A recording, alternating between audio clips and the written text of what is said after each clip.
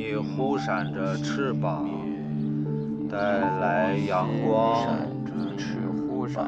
我伸出双脚，罗摩从此不再失去西多。死亡让我拥有爱情，萤火熄灭，你忽闪着翅膀，带来阳光。我伸出双脚，罗摩从此不再失去西多。和这两具尸体的情况差不多。从骨盆看，受害人女性；从骨龄看年龄，大概20岁到30岁之间。骨骼上目前没发现被锐器伤及的痕迹。初步化验骨骼也没有发现有中毒的迹象。结合部分骨骼及残存的些许皮肉上的碳化痕迹，受害人应该被焚烧过。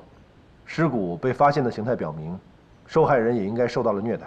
至于死亡时间，尸体现在已经腐烂殆尽，估计至少半年以上了。至少1年以上。你这么肯定？是的，这位天在现场找到了至少2袋以上的藏甲虫。根据有效鸡瘟原则，本地的藏甲虫基本上1年1袋，所以这具尸体已经埋了超过1年的时间以上。就这么简单吗？你可以不信。还能提取有效的生物信息吗？我试试吧。OK。德卡，把1年前报失踪的女性汇总一个名单，准备比对。是。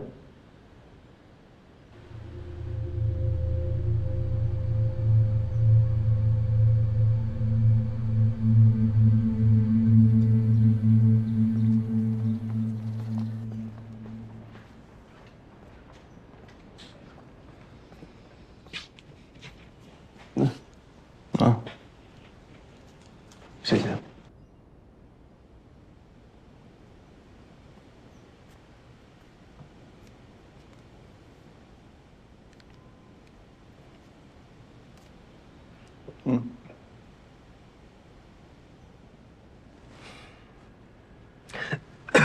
真不知道我该夸你，还是该嫌弃你。嫌弃？是嫌弃我的柯南体质吧？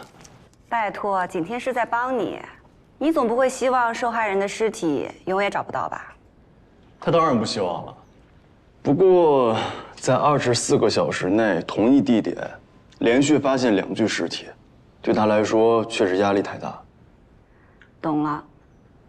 哎，有我们俩呢，你可别忘了，我们仨可是从下五里村走出来的人啊。是啊。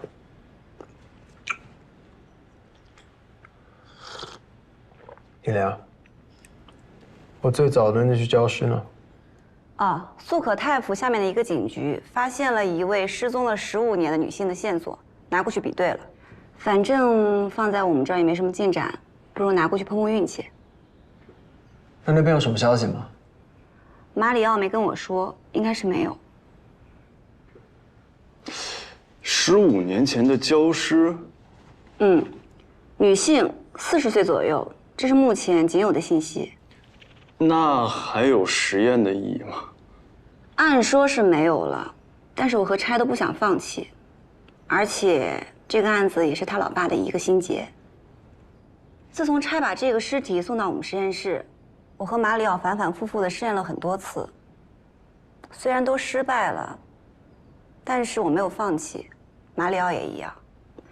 有时候我看着他，仿佛能看见他在挣扎，在呼喊，可是我就是听不见他在呼喊什么。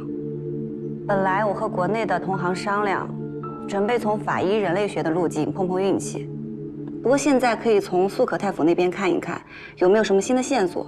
如果没有的话，我们再继续。15年之久，现在还没有确认身份啊。从当时的现场来看，没有找到任何关于他身份的信息线索，也一直都没有人报案。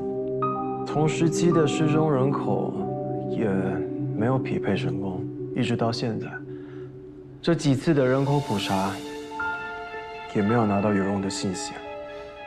那是怎么发现的呀？是在郊外的一处山谷里发现的。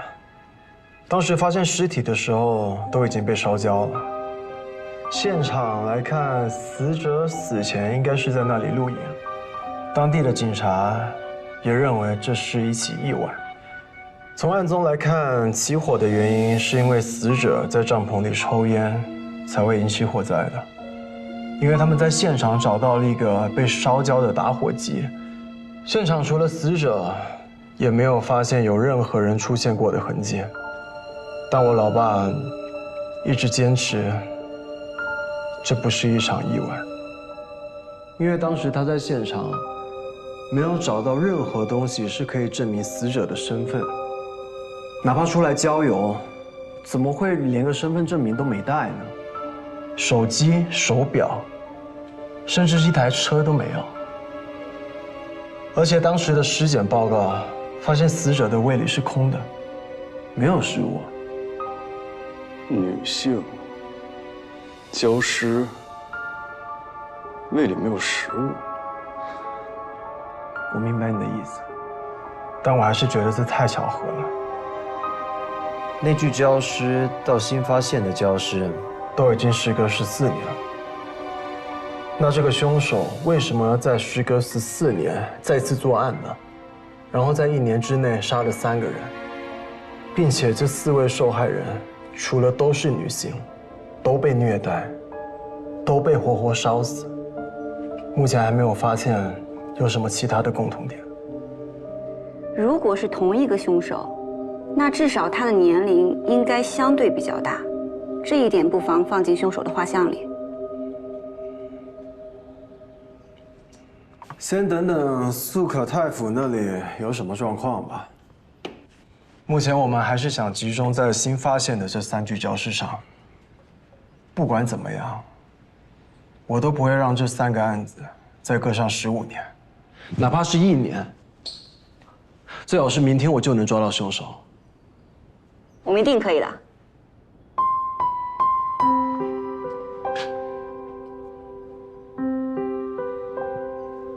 可以的。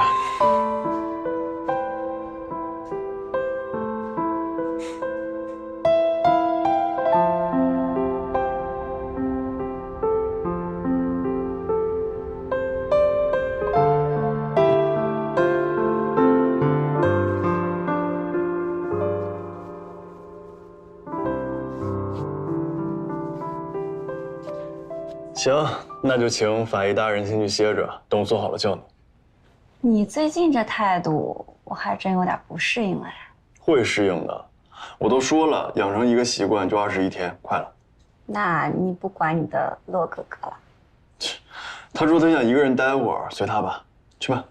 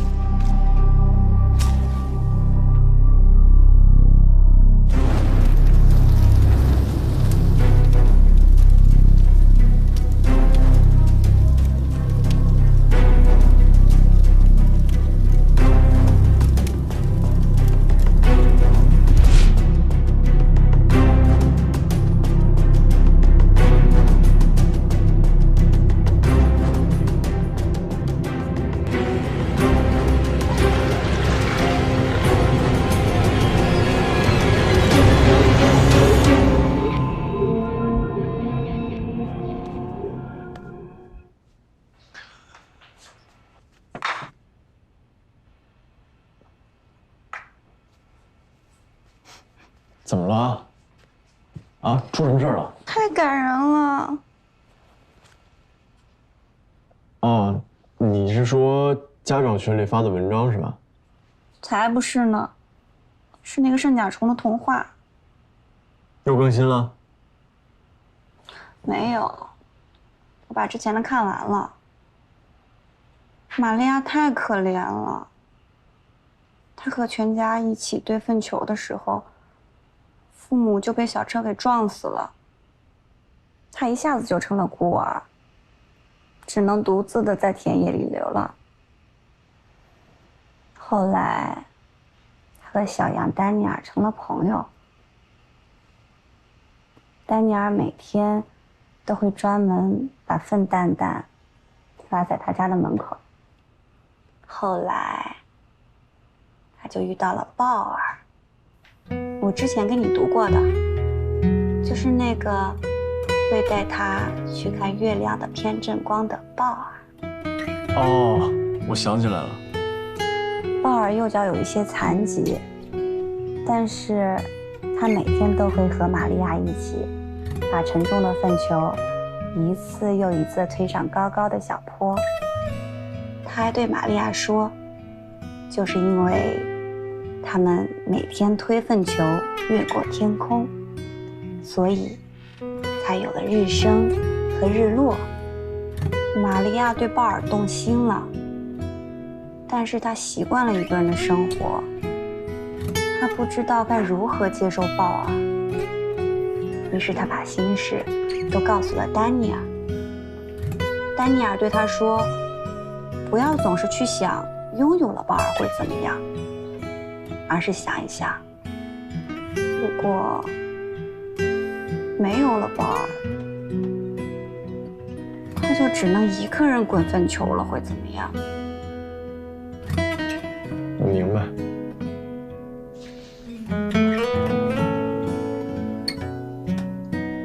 你放心吧，以后我绝对不会让你一个人滚粪球。当然，你敢。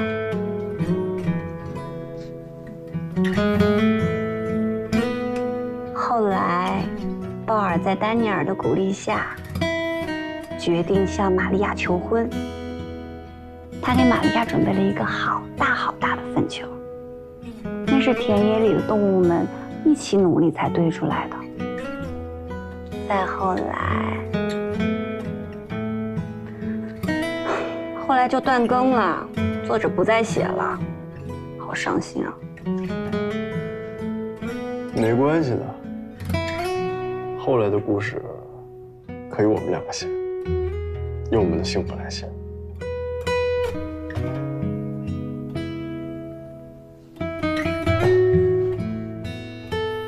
那你就算是我表白吗？当然算是表白。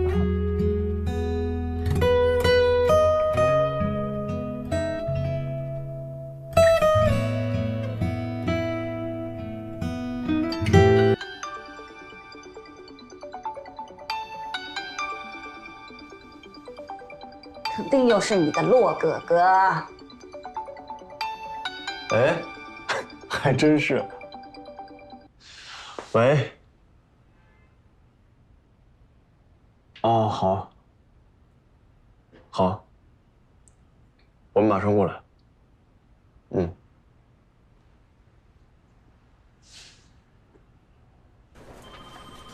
哎，景天，金莲，快过来。景天给你带了晚餐哦。开门卡。来，你们快坐。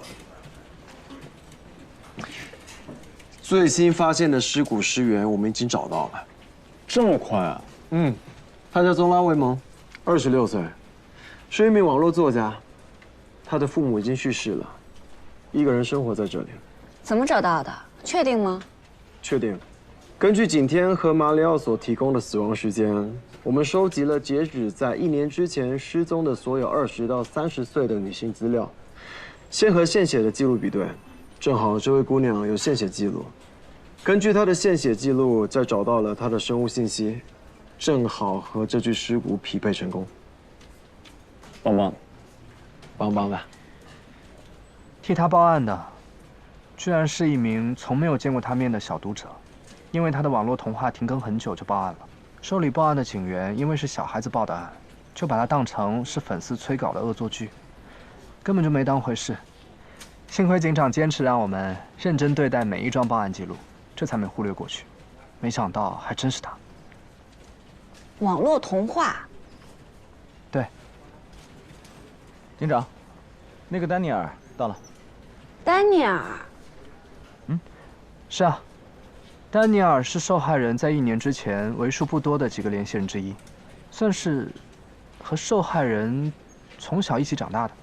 哎，等一下，你们说的这个网络童话是不是那个田野上的圣甲虫啊？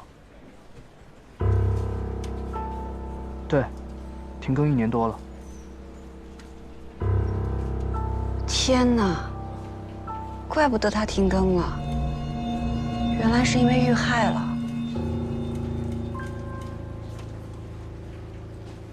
你们知道？金陵一直在追，刚刚来的时候我们还在看，没有想到真的是他。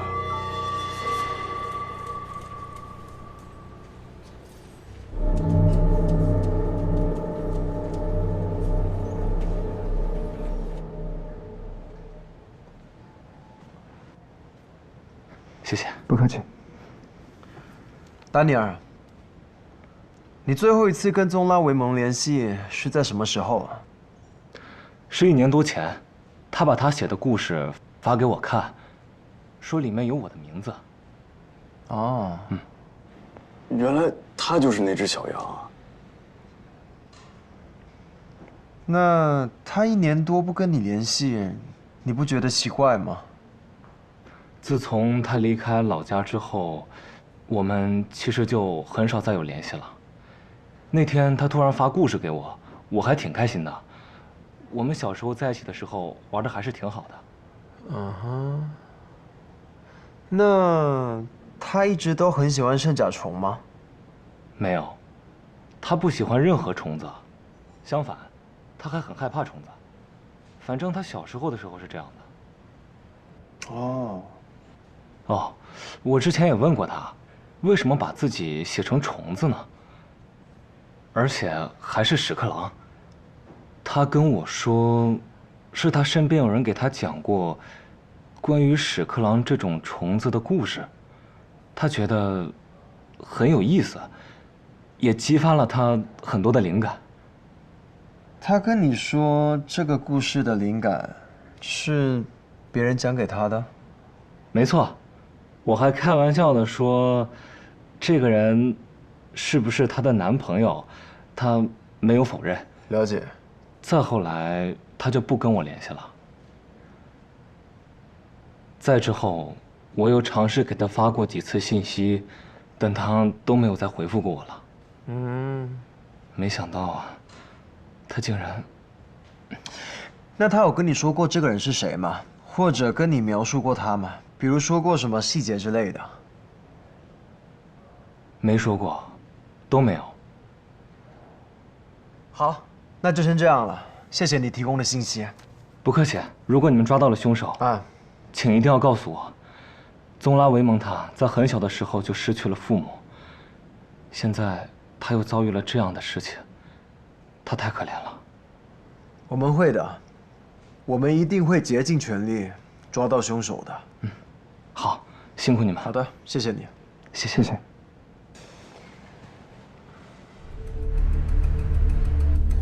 这个是在宗拉维蒙家里发现的电脑，屏幕上的是这台电脑最后一次使用之前1年时间的浏览记录，分为3大类：购物、浏览网站、使用社交软件。这个姑娘看起来是个购物狂，她的各种生活用品，无论巨细，甚至包括她的1日3餐，也都是从网上点的。所以我们推测，这应该是个能不出门就不出门的宅女。那他住的是自己的房子还是租的房子？是他自己的房子。他的父母去世之后，他的叔叔和婶婶就用了这所房子换了他老家的农场。那他叔叔婶婶呢？都已经去世了。那社交软件呢？基本上都是浏览，很少去点赞和互动。那他有没有购买过与昆虫相关的东西，比如说恒温箱、温度计、湿度计，或者什么昆虫虫食之类的？完全没有。那他有浏览过关于昆虫的网站或者文章吗？OK。那关于古埃及的历史和文化的呢？至少在这台电脑上是没有浏览过这些的。他浏览的基本都是各种艺术类，尤其是文学与音乐类的文章。那他之前读的是什么学校？学的什么专业？没上过大学。成年后，他一直靠写东西来养活自己。后来，网文兴起后，他就开始慢慢变得小有名气了。这就对了。怎么说？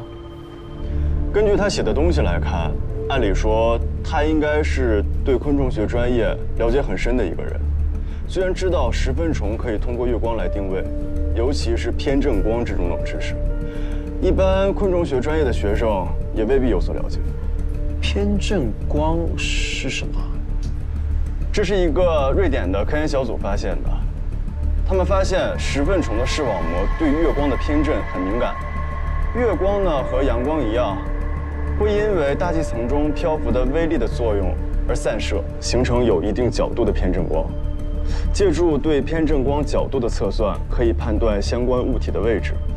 月光的强度仅仅是太阳光强度的100万分之一，所以大部分的动物都无法感知，但是食粪虫却可以借此进行定位。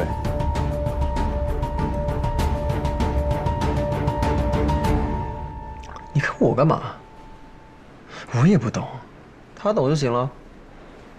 不光你们两个不懂，根据宗拉维蒙的浏览记录来看，他可能也不懂。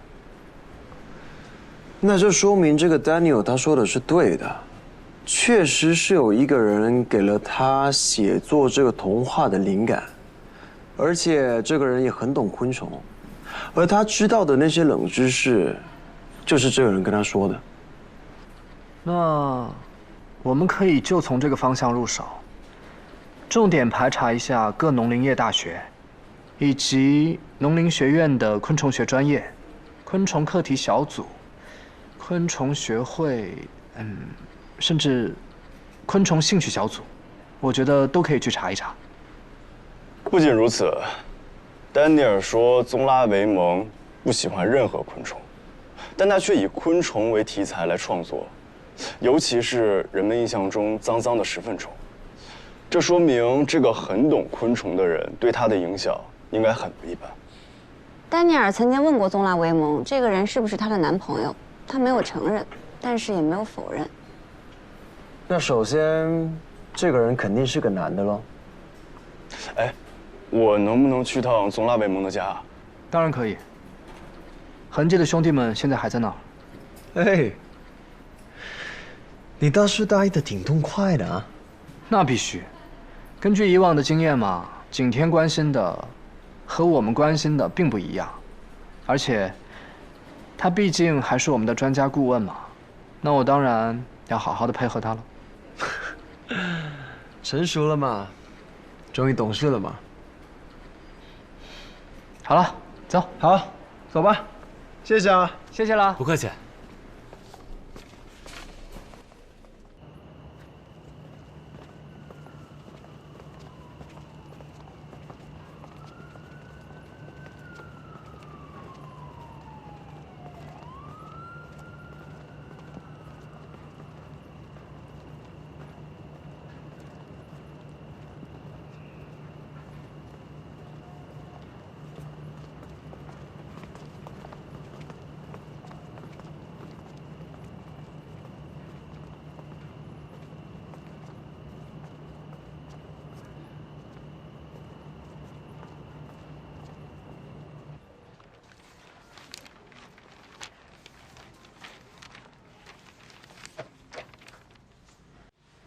怎么样？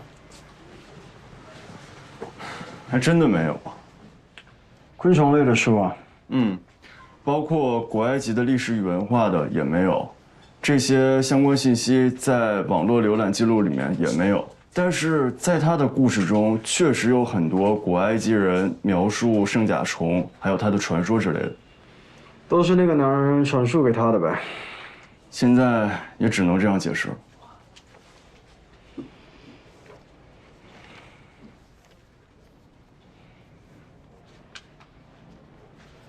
用这么贵重的相框，说明他很重视啊。是做善事。献血。哦。哎，这个能让我看一下吗？这个可以打开看吗？可以。哎，你看得懂吗？我可以帮他翻译啊。没事，我可以用手机翻译。Can I have a look at this? OK。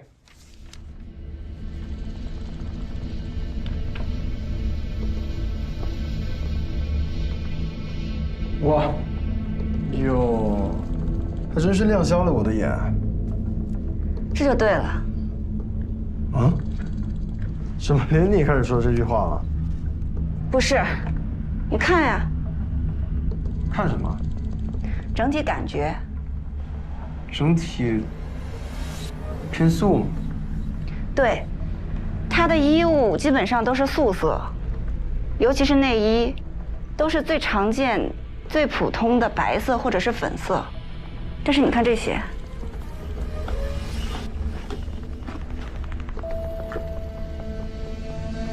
这说明什么？说明他应该就要改变自己，享受爱情了。你再看这上面的日期。正是1年零1个月17天之前，按照丹尼尔的说法，应该就是有了那个给了他灵感的男人之后。兄弟啊，这个包裹是你们来之后拆的，还是你们来的时候就已经拆开了？我们到了之后拆的。谢谢。那就是说，他都没来得及给自己享受爱情，就。哎，你看一下这些，这前面的几张呢，应该就是田野上的圣甲虫的构思草稿，包括人物、情节线，还有一些临时想到的对白等等。还有一些关于知识点的整理。从这些草稿中可以看出来，童话中的那个男主角就是那个右脚有一些残疾的雄性圣甲虫，还不叫鲍尔，而是叫阿图姆。会有什么问题吗？你们也许还不知道，其实我和金陵一直都非常喜欢石粪虫，这也是金陵为什么一直在追这个童话的原因。而且不瞒你们说，我和金陵私下都是以石粪虫互称的。看来我还是老了。这个你就不懂了吧？石粪虫啊，也就是圣甲虫，它们在昆虫世界中是最注重家庭观念的。他们总是夫妻一起干活，一起照顾孩子。我还是头一次知道这屎壳郎竟然这么清新脱俗啊！烦人。所以呢，我看过很多关于这种昆虫的书，也知道在古埃及，它们被称为圣甲虫。古希腊作家普鲁塔克曾经写道，古埃及人相信，每天早晨它能让太阳再生，滚动在地平线之上，但到了傍晚，它会把太阳运送到另外一个世界，但次日还会让太阳再生，而这个它就是化身为圣甲虫的太阳神拉。不过太阳神有2个名字，白天的时候叫凯布利，只有到了傍晚的时候，太阳神才会被称作阿图姆。所以如果我猜的没错的话，宗拉维蒙应该只有在晚上的时候才能看见那个男人。只有在晚上才能见到那个男人，那这就说明他有固定的工作，白天不方便出现，只能等到晚上下了班之后才能见他。是这个。你们在说什么？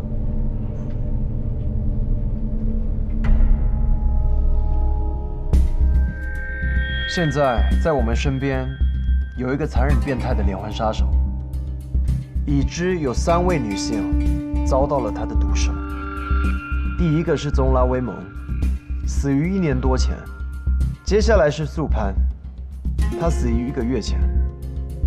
刚发现的这个，我们现在姑且叫他3号，死于6天前。我们不知道被虐杀的是不是还有其他的女性，但目前还没发现新的尸体。我们也不知道这个杀手什么时候会虐杀下一个目标。局里已经正式批准将这3具焦尸做并案处理。这上面有几个共同点：女性20到30岁，被虐待，被活活烧死。此外，我们再一起看看，他们还有什么共同点。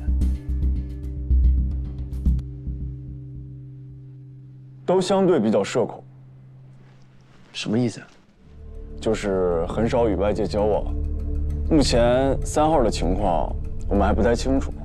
宗拉维蒙天天宅在家里，素攀与房东和客人之间都是通过座机联系，与外界的联系都相对隔绝，要不然也不会在他们失踪了这么久的时间里，却没有人报警。有道理。社恐，性格孤僻。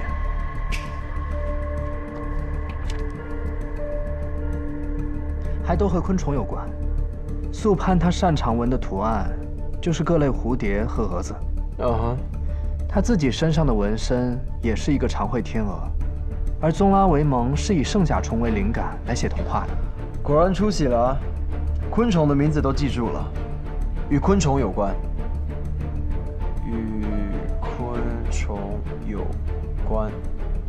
还有他们都恋爱了，而且都是和一个神神秘秘的男人。宗拉维蒙的生活中出现了一个神秘的男人，这个男人给了他用昆虫创作的灵感，给了他圣甲虫相关的知识，还给了他改变自己、接受爱情的动力。红色内衣。素攀的生活中也出现了一个神秘的男人，这个男人让在专业审美上高度苛刻的素攀，居然同意在身上纹一个丑丑的图案，而且这个图案代表着坚贞不渝的爱情。没错。OK， 那我们不妨给这个神秘男人画画像，至少能归纳出几个关键词。神秘，这不废话吗？不过确实是，素攀的男朋友到现在还一点线索都没有。非常了解昆虫。同意。还有吗？宗拉维蒙的男朋友总是出现在晚上，但这一点在素攀的男朋友身上还没有得到证实。我先写上。非常了解昆虫。还有吗？我有一个大胆的猜测。快说说，吓死我！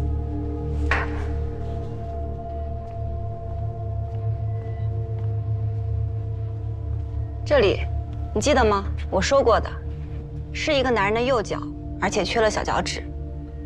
而宗拉维蒙那个童话里那个男主角阿图姆，也就是鲍尔，他也是右脚有残疾。对啊，等一下，所以那个右脚缺个小脚趾的神秘男人，应该就是虐待并活活烧死宗拉维蒙和素攀的连环杀手无疑了。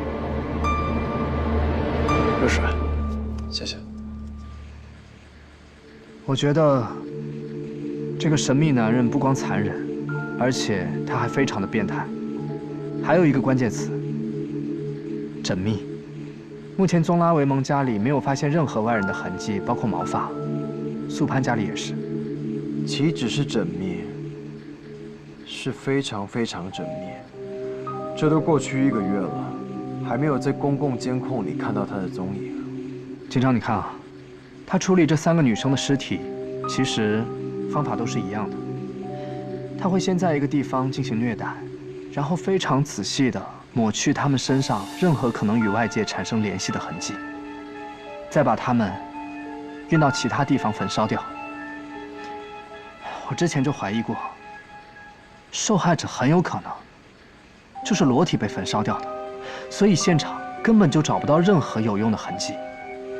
这要不是宗拉维蒙曾经献过血，我们根本就不可能这么快就查出来他是谁。就像那个3号一样。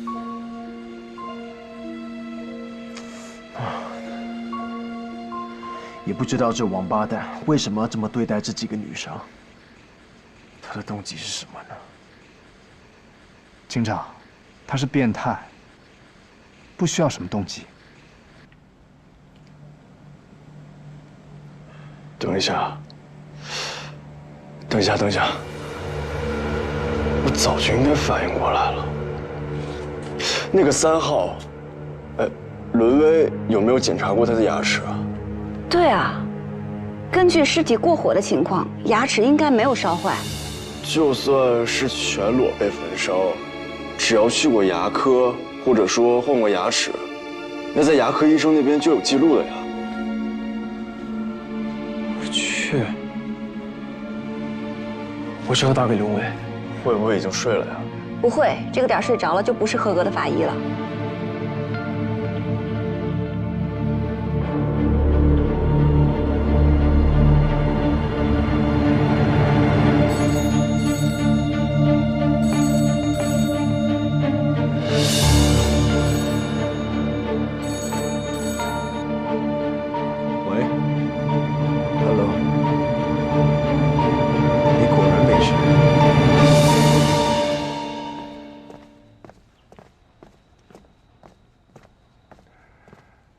对不起，我来晚了。扑克莲怎么不在？一直联系不上他。不过我已经跟局里和他们所里都打了招呼，我做主了。那就好，欢迎回避。听到了吗？欢迎回避。放心吧，除了你，我什么都不怕。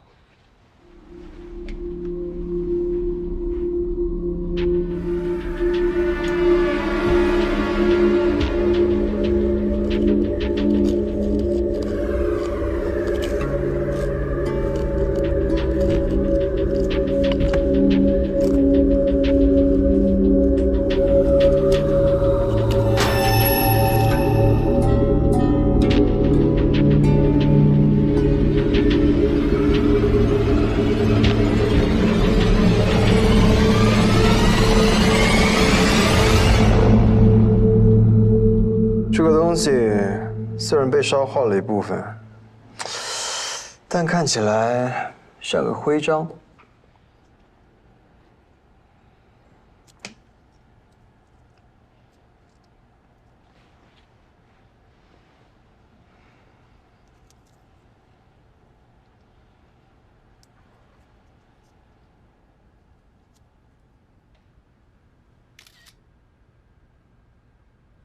哎，你们觉得这上面的图案像什么？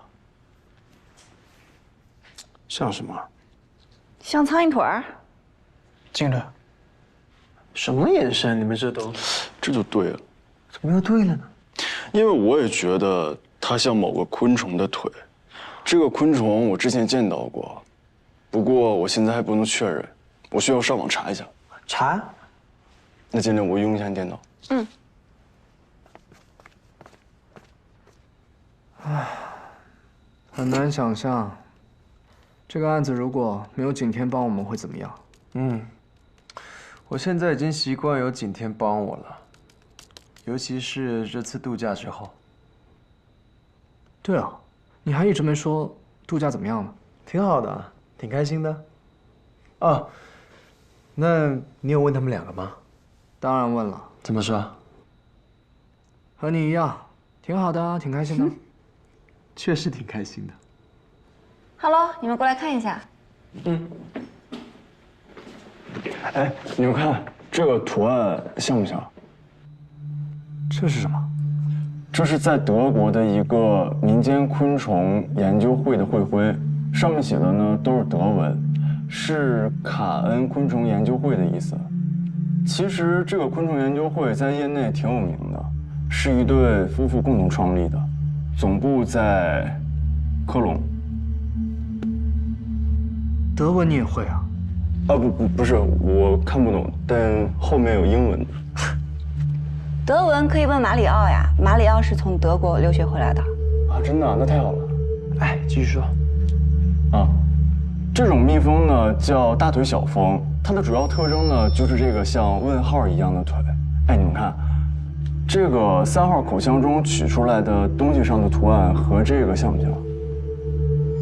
确实有点像哎。这么说，这个徽章是这个协会的会徽喽？难道死者是德国人吗？亚洲人，100%亚洲人。这个徽章，也许是凶手的，也许是受害人的。但我最想知道的是，什么样的人会有这样的徽章呢？那我白天建议的排查方向是靠谱的。我觉得我们应该先重点去排查以下这几个地方，就比如说各农林业大学、农林学院的昆虫学专业、一些昆虫课题小组、昆虫学会，还有昆虫兴趣小组。哎，其实我更倾向于可以查查看这个卡恩昆虫研究会在咱们这儿有没有什么分支机构，哎，或者说咱们这儿的昆虫研究会里有没有他们的派驻人员或者雇员之类的。可以啊，这样我就觉得这范围就小了很多，对吧？明天让卡把所有昆虫研究机构或者有昆虫专业的学校拉个名单出来，然后开始全面排查。OK？ 还可以给他们的德国总部打电话或者发邮件。可以啊，那这活交给你呗。没问题。中国人，来一口。不好意思，我不会喝酒。不学怎么会啊？就来一口吧。这老伦威，我还是头一次见主动拿自己的酒给别人喝啊。那是，幸亏你想到了牙齿，不然这次就是我失职了。没有，其实我也没有想到他口腔内会有什么东西，我都是瞎猜的。作为一名法医，这一次我确实大意了。不管怎么说，我敬你。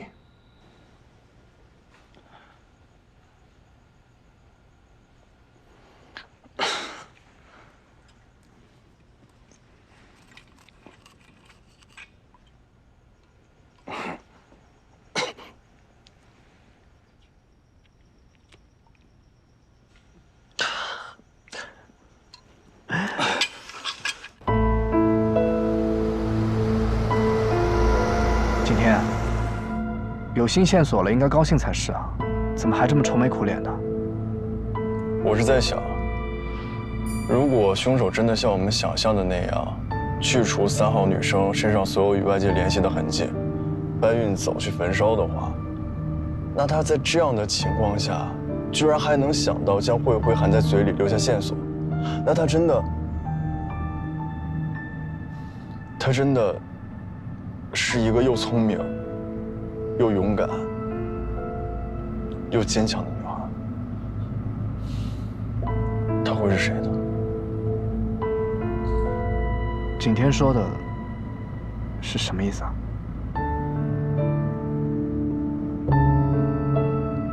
好好开你的车。好。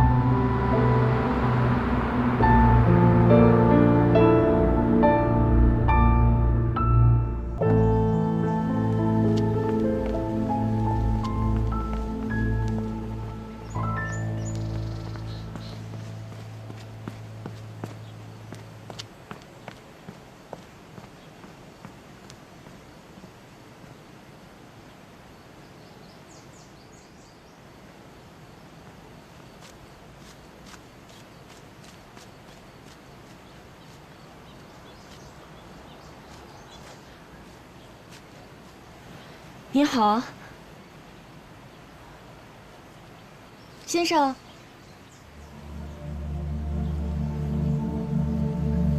先生。